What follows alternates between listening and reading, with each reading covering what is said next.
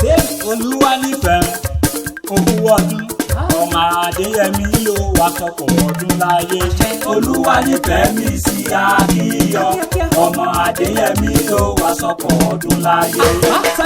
owó kí wọlé já láìpọ́n kí olóríire ọmọ ní olúwa nífẹ̀ẹ́ máa wọlé mọ́rọ́ra olúwa nífẹ̀ẹ́ mi sí.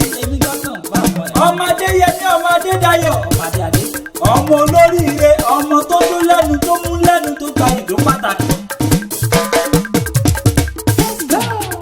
ó rẹwà ó níwà ẹ̀rí ọ̀la ní agbẹ̀yìn funfun bí ẹ̀fù ó mọ́ lára fẹ́rẹ́ máa wọlé mọ́rọ́lá òní lọ́dún rẹ máa jó máa yọ̀ torí ìwọ ló lòní ọpẹ́ ńlá ni mo bọ́ ọ̀dá lọ́wọ́ olúwọba tó dá ọ sí tí ó sì dá ọ̀dá ìkọ̀lé èkìtì ilé bàbá tó bí ọlọ́mọ ìwọ lọmọ ẹlẹ́kọ̀lé ọ̀bá láyà sọ ìkọ̀lé tá àlàbọ̀sẹ̀ èsè pàrún mẹ́sọ̀ọ́sẹ̀ ẹ̀sìn ìdálẹ̀ tiẹ̀ mi ìkọ̀lé lọmọ olóṣì méjì gbárùmùrìmù kanlẹ̀ ìkọ̀lé òun mẹ́sọ̀ọ́sẹ̀ kan tá àlàbọ̀sẹ̀ ọ̀tá àlàbọ̀sẹ̀ ẹ̀rú bá di yẹ fúnfún.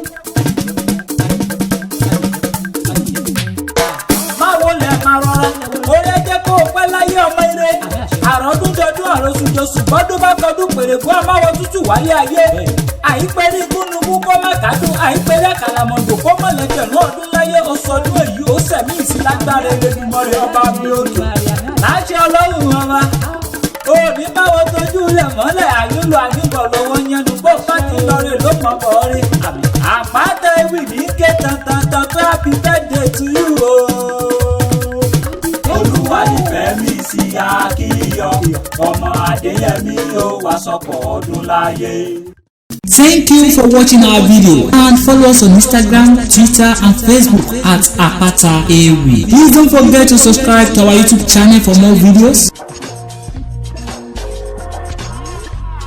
We love you.